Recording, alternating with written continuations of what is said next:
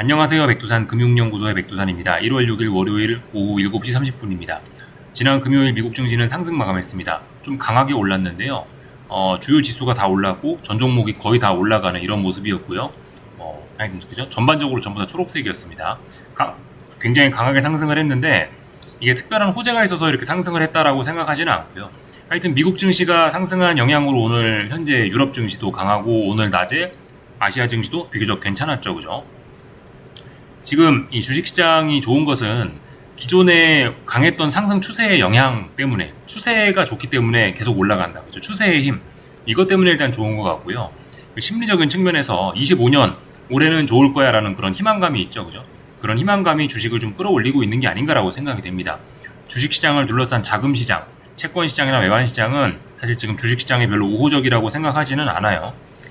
30년물 국제 선물 보고 계신데 FOMC 회의, 12월 FOMC 회의 등에서 파월이 매파적인 이야기를 했기 때문에 금리 인하 기대감이 많이 후퇴했고 트럼프가 당선이 되면서 인플레이션 우려 이런 게 생겼기 때문에 장기 금리는 계속해서 올라가고 있죠. 채권 선물은 계속 떨어지고 있단 말이에요. 고금리는 주식시장에 분명히 악영향을 미칩니다. 이 정도는 괜찮을 수 있으나 지금 보시다시피 여기서 살짝 보시면 저점을 살짝 낮추고 있는데요. 중요한 지지선을 조금씩 깨고 있는데 이런 모습은 지금은 괜찮을 수 있으나 얘가 채권이 계속해서 죽어나가면 고금리 부담이 주식시장에 본격적으로 좀 영향을 미칠 수 있겠죠. 하여튼 전반적으로 이런 모습들을 보면 채권이 이렇게 죽는 모습을 보면 이런 건 주식시장의 좀 우호적인 조건은 아닐 수 있습니다.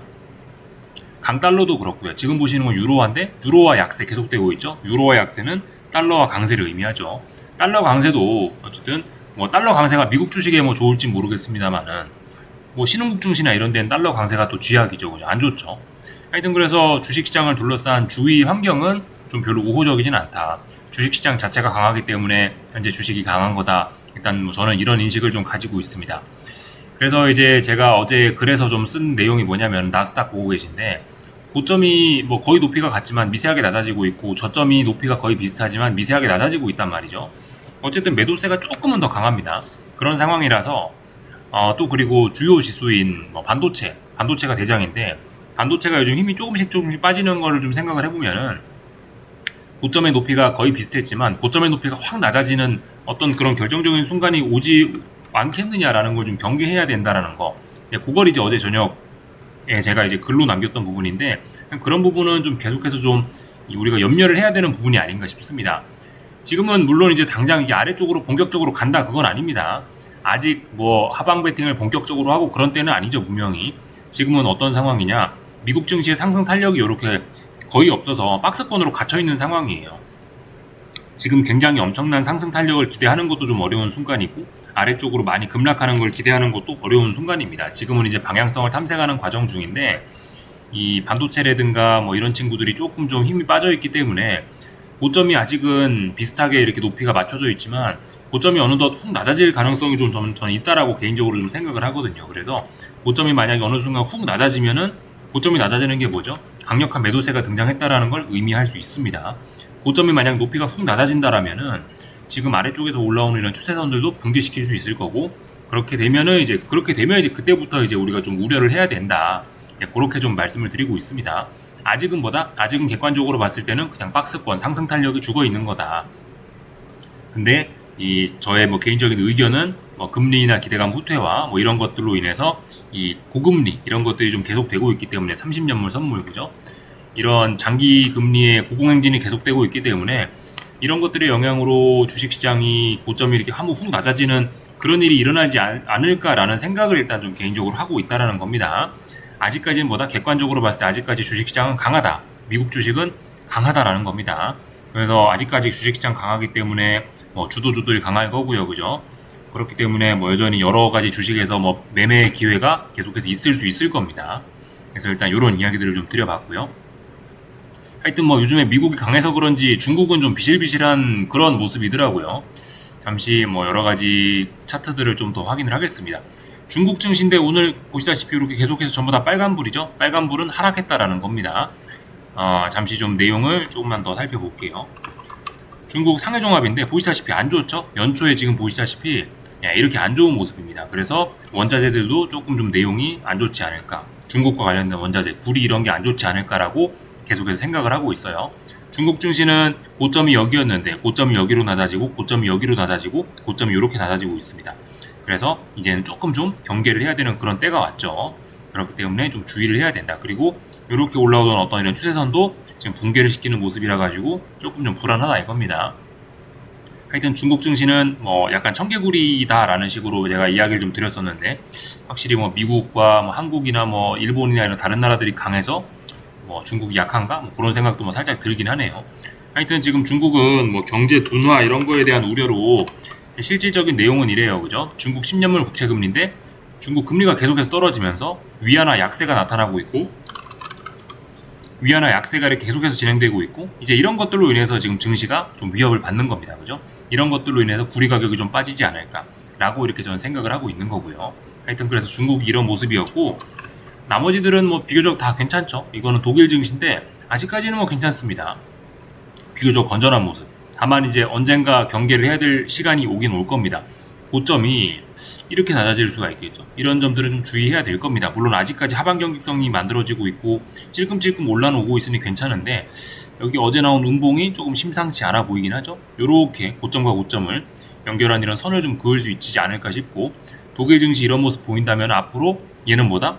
여기서부터 여기까지 빠졌는데 반등이 이거까지밖에 안 나와? 그러면 큰일 날 수 있겠네? 이런 생각도 해야 될 수가 있다라는 겁니다. 지금 중요한 순간이죠. 가볍게 살펴봤고요. 뭐 일본 증시 이런 것들도 보시면 상승 중 눌림이라고 보기는 조금 좀 많이 빠지긴 했습니다. 그래도 일본 증시는 아직까지는 뭐 양호한 편이죠. 예, 박스권 상단 이런 자리도 있고, 예, 하여튼 뭐 이런 식으로 일단 올라는 가고 있다. 얘는 일본 증시는 좀 더 빠진다 하더라도 아래쪽에 어떤 지지선 같은 것들이 있어서 그래도 괜찮을 수 있다. 당분간은요. 뭐 이런 모습들이 현재 진행이 되고 있습니다. 뭐 엔화 약세도 계속해서 진행되고 있죠, 그죠? 예. 그래서 이런 모습들을 그냥 가볍게 우리 좀 체크를 좀 해봤습니다. 전반적인 내용들 좀 봤고요. 이번 주에는 여러 가지 경제 지표들이 좀 발표가 되는데 그 주 후반에 발표되는 것들이 좀 중요할 것 같더라고요, 그죠? 주 후반에 금요일날 논판 페이롤스하고 실업률 요거 잘 보시면 되겠습니다. 이게 가장 중요합니다. 물론 수요일 밤에도 뭐 FOMC 의사록 공개 이런 것들도 있고 휴장도 있고 뭐도 있고 있는데, 굳이 뭐 한 가지를 뽑으라면 주 후반에 고용지표가 중요하다 이겁니다. 고용지표를 보고 채권 시장이 어떻게 반응하냐에 따라서 채권이 어떻게 되고 그로 인해서 주식시장이 어떻게 될 수가 있겠죠, 그죠? 그렇게 생각하시면은 좋을 것 같아요. 그래서 전반적인 내용들을 좀 말씀드려봤고, 오늘 한국 증시 이야기 좀 하자면은, 한국 증시는 오늘 이제 이 바닥을 확인하는 과정 중입니다. 오늘 제법 많이 올랐습니다만은 코스피는 아직 탄력적인 반등을 위한 어떤 그런 조건을 갖추지 못했다 이겁니다. 코스피는 뭐죠? 요렇게 아래쪽에서 올라오는 그런 중요한 추세선들이 있어요. 이 탄력적인 반등을 하려면 이런 자리를 넘어서야 됩니다. 이런 자리를 넘어서야 좀 의미 있는 반등이 나올 수 있지, 이 선을 넘어서지 못하는 한의 반등은 그냥 뭐다? 이건 그냥 옆으로 그냥 기간 조정. 하락이 너무 가팔랐기 때문에 옆으로 벨벨벨 기어가는 기간 조정에 지나지 않을 수 있습니다. 한국은 아직도 바닥을 확인하는 과정 중입니다. 코스피 지수는요. 다만 코스닥은 약간 예외가 있습니다. 코스닥은 오늘 탄력적인 반등을 위한 어떤 선을 돌파한 차겠어요. 61선에 걸려서 보시다시피 살짝 윗꼬리가 달리긴 했으나 오늘 나온 이런 양봉은 좀 의미가 있다라고 개인적으로 생각을 합니다. 어떤 중요한 자리, 중요하게 올라오는 코스닥의 중요한 자리, 어떤 중요한 선을 오늘 돌파를 했거든요. 돌파한 차 했으니까 상승에 대한 목표치가 조금은 더 열렸다라고 봅니다. 대략적으로 이 정도. 조금은 더 올라올 수 있다. 하지만 올라오면 어떻게 해야 된다? 올라오면 반등시 매도 전략이 아직까지는 기본적인 대응 전략이 되겠습니다. 하여튼 코스닥은 탄력적인 반등을 하겠다라는 그런 신호를 일단 우리한테 줬다라고 오늘 생각하시면 되겠습니다. 그래서 지금 강한 거는, 상대적으로 더 강한 건 코스피다. 코스닥이다 이겁니다. 물론 오늘 상승률은 코스피가 1.8% 올라서 더 많이 올랐지만, 코스닥보다 많이 올랐지만, 어떤 실질적인 내용 이런 걸 보면요, 코스닥이 일단 조금 더 건전하다라고 볼 수 있을 거예요. 왜냐하면 무거운 저항을 극복했기 때문이죠. 그랬기 때문에 코스닥이 조금 더 일단 단기적으로는 탄력적인 반등을 이어갈 수 있다라고 일단 보겠습니다. 코스피는 상승률은 높았을지 모르나 건강 상태로 보면은 별로 일단 안 좋은 겁니다. 이렇게 생각을 하시면 될 것 같습니다. 어쨌든 뭐 환율도 안정되고 있고요. 연초에 일단 긍정적인 모습을 보이고 있는데, 뭐 환율은 계속해서 1444원, 혹은 이제 1485원 뭐 이 정도 박스권 계속해서 그리지 않을까 싶고요. 하여튼 고공행진하는 내에서 주식시장은 반등을 하려고 시도를 좀 하겠죠. 이 정도 일단 보면은 될 것 같고요. 삼성전자 같은 거 보시면은 그죠, 자사주 매입의 효과가 굉장하긴 굉장합니다. 그래서 삼성전자는 어쨌든 분명히 지난번에 하락을 극복하는 모습이긴 합니다. 큰 상승의 목표를 어떤 큰 상승을 기대하기는 좀 어려울 수 있으나 또 그리고 탄력적인 반등을 엄청나게 탄력적인 반등을 기대하기는 좀 어려울 겁니다. 왜냐하면 위쪽에서 일단 무거운 이평선들이 다 내려오고 있기 때문에. 그렇지만 어쨌든 오늘의 상승 이런 거는 분명히 좀 더 오르겠다라는 겁니다. 예를 들면 이런 식으로 이제 보면은 최근에 문제가 됐던 그런 어떤 저항들을 지금 다 극복하는 모습이에요. 물론 61선 같은 무거운 저항이 또 있어서 참 그렇긴 합니다만은 어쨌든 좀 더 오르겠다라는 그런 내용입니다. 그래서 일단 한국 증시는 당분간 일단 좀 긍정적일 수 있다. 사실 한국 증시가 긍정적인 건 지금 뭐 때문입니까? 결국 삼성전자가 자사주 매입을 해서 주식시장을 수급적으로 받쳐주니까 전반적으로 지수가 좀 회복을 하는 그런 모습이라고 보시면 될 것 같습니다. 조선주라든가 이런 것들도 여전히 하여튼 강한 모습들을 보이고 있고 연초에 시장이 좀 활력을 보이고 있는 그런 모습입니다.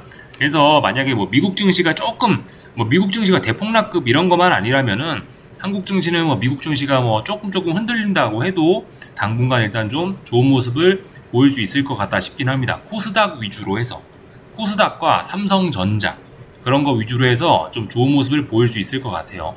코스피 지수가 건전한 게 아니고 삼성전자가 지금 조금 좀 모습이 좀 괜찮고 코스닥 지수가 좀 모습이 좀 괜찮은 겁니다. 그죠? 이런 식으로 조금 제한해서 좀 생각을 하셔야 될 것 같아요. 전반적인 내용도 다 봤고 하여튼 그래서 엔비디아 그래서 이제 엔비디아하고 좀 몇 가지 이야기만 좀 더 할까 하는데요. 미국 증시가 지금 현재 미국 증시가 보시면은 일단은 아직까지는 상승 탄력이 그냥 둔화가 되어 있다라고만 말씀드렸죠. 그죠? 그 엔비디아 같은 거를 지금 보시는 건 엔비디아인데 엔비디아가 140이 중요한 자리입니다. 중요한 자리 돌파한 착해서 조금 더 올라오긴 했는데 개인적으로 AI 고평가 논란이라든가 이런 것들이 좀 있어서 또 그리고 지금 이쪽 자리가 무거운 저항이거든요. 한 149 이런 자리가 또 굉장히 좀 무거운 저항이고 해서 엔비디아도 지금 상승 탄력이 많이 나오는 그런 자리는 아닙니다. 엔비디아가 지난번에 말씀드렸다시피 예전에는 중요한 자리를 돌파한 척하면 훌쩍 레벨업을 했는데 지금은 그런 훌쩍 레벨업을 잘 보여주지는 못하고 있습니다. 지금은 훌쩍 레벨업이 아니고 찔끔 레벨업하고 그 다음 레벨로 잘 못 나가고 있는 그런 상황이라서 일단 좀 힘이 좀 빠진 상황이라 물론 140을 돌파한 척한 거는 일단 지금 긍정적으로 보고 있으나 단기적으로 긍정적으로 본다라는 거죠. 이 149 이날의 음봉이 중요합니다. 이날의 음봉이 중요한데 149.35 이 자리가 이제 굉장히 중요한 자리가 되겠죠. 결과적으로 일단 저는 이 자리를 넘지는 못할 것 같다라는 생각을 일단 하면서 보고 있습니다. 엔비디아가 기초 체력이 안 좋아져가지고 상승 탄력이 둔화가 됐으니까 엔비디아의 상승 탄력이 둔화가 됐으니까 미국 증시도 계속해서 박스권이나 상승 탄력이 둔화된 좀 비리비리한 그런 모습을 보일 것이다라고 일단 개인적으로 생각을 하고요. 다만 이제 엔비디아가 이렇게 올라오니까 당장 급락하거나 폭락할 위험도 일단 좀 줄어들었죠. 분명히 시간을 좀 벌었죠. 어느 정도 좀 건강을 좀 회복하긴 했죠. 분명히 그런 것도 좀 우리가 생각을 해봐야 될 그런 부분입니다. 엔비디아의 상승 탄력이 지난번 어떤 추세선을 붕괴시키면서 좀 많이 훼손이 되긴 했는데 여기서 안 빠지고 꾸역꾸역해서 또 올라왔으니 당분간은 일단 죽을 생각이 없는 거죠. 그죠? 엔비디아 당분간 좀 더 긍정적으로 버틸 수 있다 이겁니다. 그와 관련해서 반도체 지수도 그래요. 반도체 지수도 보시다시피 어떤 저항들을 돌파한 척하는 그런 모습이긴 합니다. 물론 돌파한 척해도 위쪽에 저항이 있고 위쪽에 저항이 있고 지금 이제 대략적으로 이날 여기 ASML 쇼크가 난 이후부터 계속해서 이제 저항이 좀 누적되는 게 지금 이 반도체 지수의 모습이긴 하거든요. 그래서 하여튼 조금은 단기적으로는 좀 더 올라올 수 있겠으나 하여튼 전반적으로 AI라든가 반도체라든가 엔비디아라든가 이런 거에 대한 상승 탄력이 떨어진다라는 생각을 일단 가지고 보고 있습니다. 분명히 연초에 지금 올라왔기 때문에 당장 이제 어떤 큰 위기나 폭락을 하지는 않겠죠. 그죠? 당분간은 좀 더 버틸 수 있겠는데 어쨌든 지금 올라오고 있다 한들 위쪽에 이런 저항들이 무겁기 때문에 얘네들이 고점을 막 탄력적으로 높이긴 어려울 것이다. 이런 식으로 좀 보고 있다라는 겁니다. 엔비디아도 그래서 네, 엔비디아도 약간 상승 탄력이 일단 좀 제한되는 그런 구간이고, 그래서 말씀드렸다시피 아까 전에 145였나요? 그죠? 네, 아까 전에 149, 네, 149 자리를 좀 넘어가기는 어려울 거다. 이런 생각을 좀 하고 있다라는 거고요.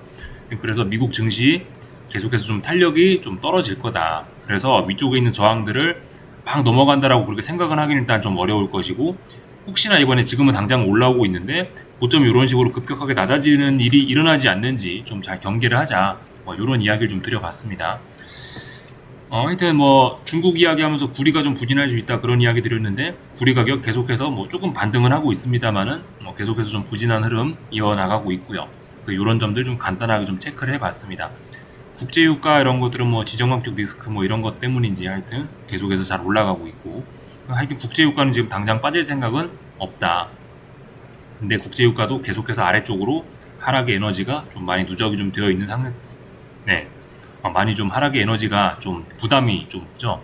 중국 경제가 안 좋다 이런 이야기 나고, 중국 금리가 계속 떨어지고 이런 게 있다 보니까 아무튼 이 유가도 많이 올라가기는 좀 어렵다. 일단 그렇다라고 해서 지금 당장 죽는 건 아니죠. 67달러에서 어떤 지지력들을 좀 많이 확인했기 때문에 국제유가 이런 것들 당장 많이 빠지기도 어렵고요.